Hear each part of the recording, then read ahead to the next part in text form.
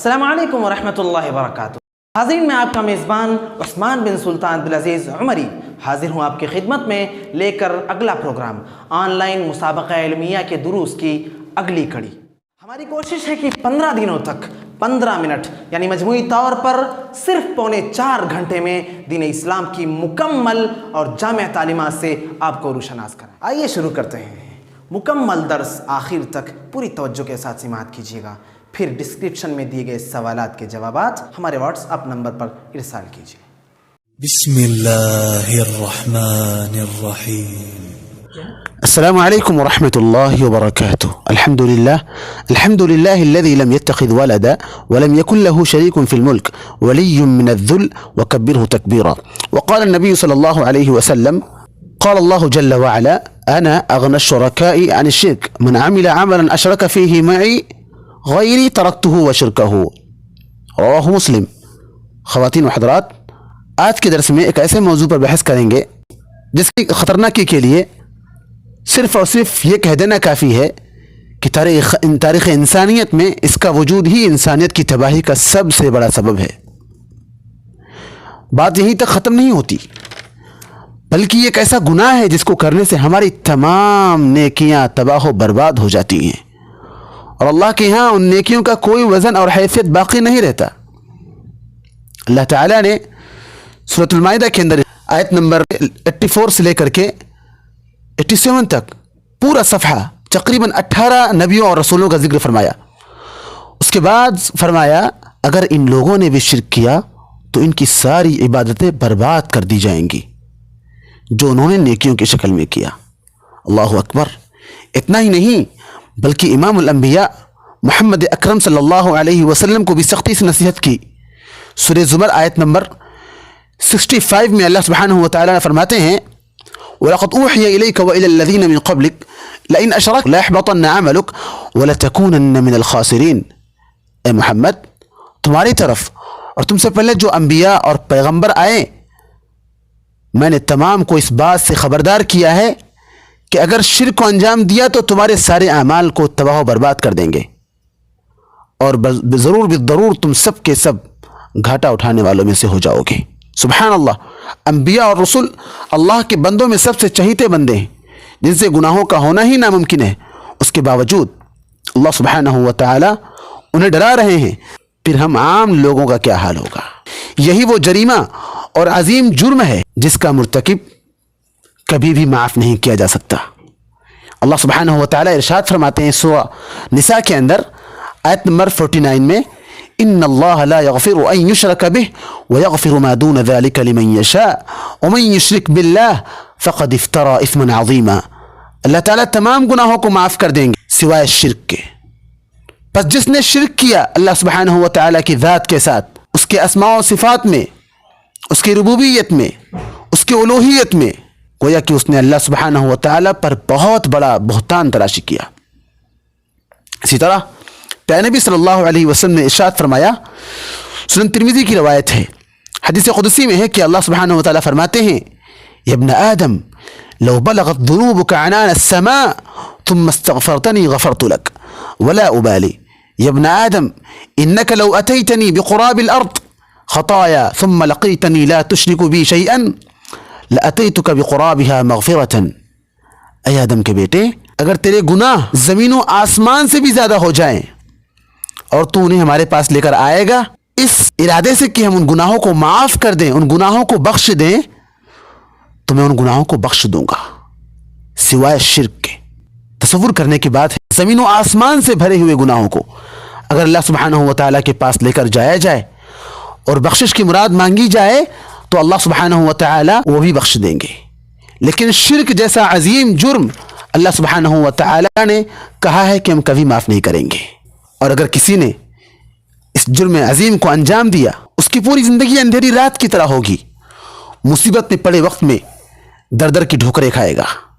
اللہ تعالیٰ فرماتے ہیں سورہ نساء آیت نمبر 116 میں: وَمَن يُشْرِكْ بِاللَّهِ فَقَدْ ضَلَّ ضَلَالًا بَعِيدًا۔ جو اللہ کے ساتھ کسی کو شریک کرے گا وہ بہت دور کی گمراہی میں جا گرا۔ اور صحیح مسلم کی روایت ہے، پیارے رسول صلی اللہ علیہ وسلم ارشاد فرماتے ہیں: من لقی اللہ لا یشرک بہ شیئا دخل الجنہ ومن لقيه يشرك به شيئا دخل النار.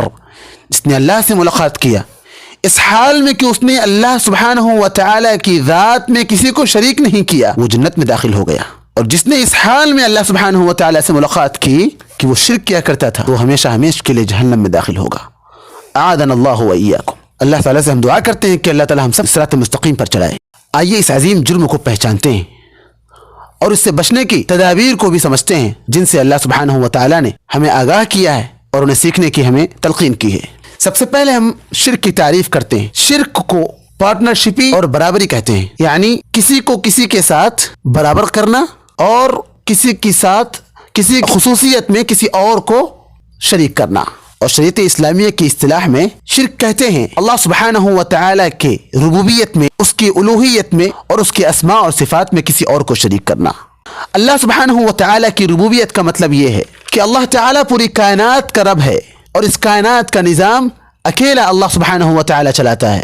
پوری کائنات کی تمام مخلوقات کو موت دینا اور زندگی دینا بھی اللہ سبحانہ و تعالی کے ہاتھ میں ہے اور ان تمام کو رزق دینا بھی اللہ سبحانہ و تعالی کے ہاتھ میں ہے.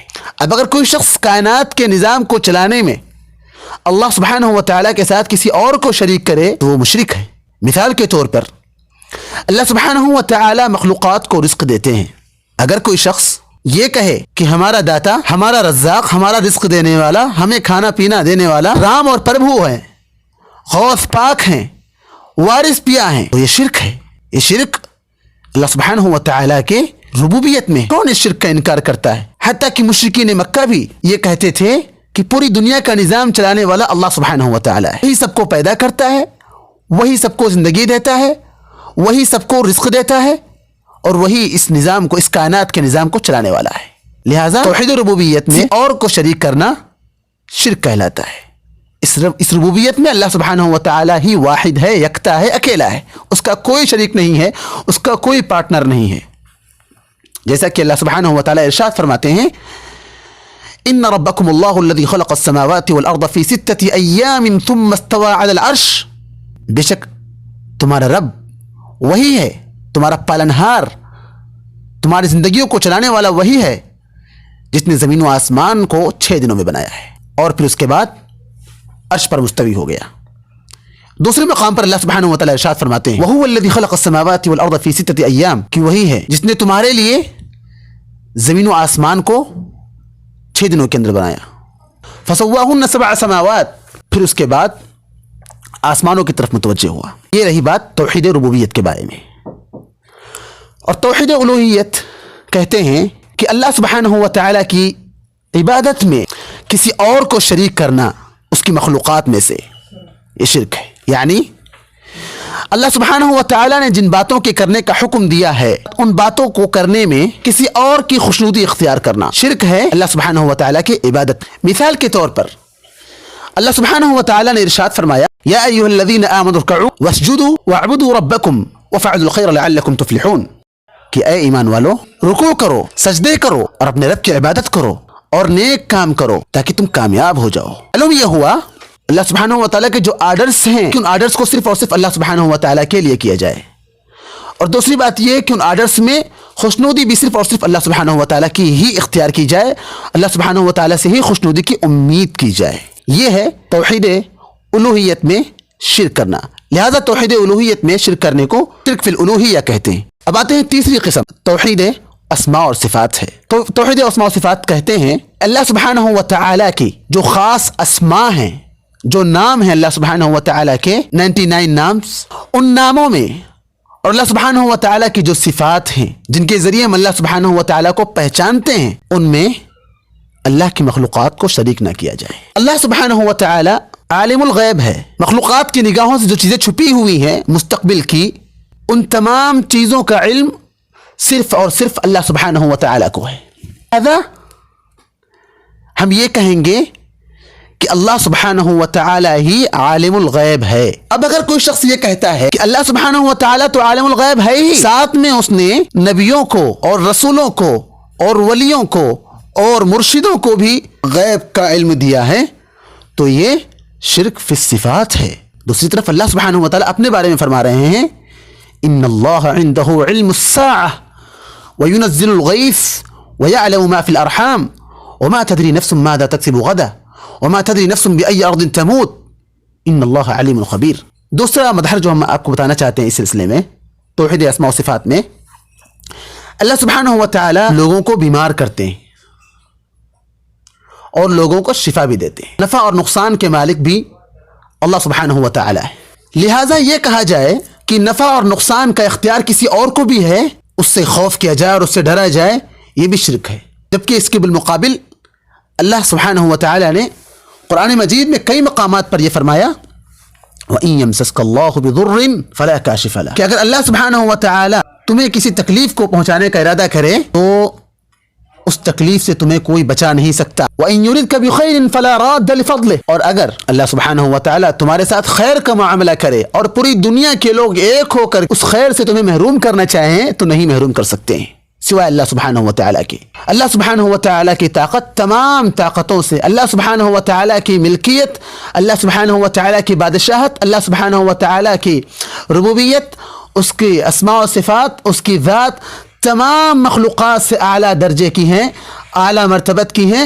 لہذا اللہ سبحانہ و تعالیٰ کے جو حقوق ہیں جو اس کی ذات کے ساتھ خاص ہیں، جو اس کے اختیارات اللہ سبحانہ و تعالیٰ کے ہیں، ان اختیارات میں کسی اور کو، اس کی مخلوق کو شریک نہ کیا جائے. اگر ہم شریک کریں گے تو یہ شرک ہے، اور اگر ہم شریک نہیں کریں گے تو یہی توحید ہے. اور اسی چیز کا حکم اللہ سبحانہ و تعالیٰ نے ہمیں دیا ہے، اور اسی وجہ سے اللہ سبحانہ و تعالیٰ نے اتنی بڑی زمین کو بنایا ہے تاکہ اللہ سبحانہ و تعالیٰ کی وحدانیت بیان کی جائے. اللہ سبحانہ و تعالیٰ ارشاد فرماتے ہیں وَمَا خَلَقْتُ الْجِنَّ وَالْإِنسَ إِلَّا لِيَعْبُدُونَ، کہ میں نے جنات اور انسانوں کو محض اپنی عبادت کے لیے پیدا کیا ہے.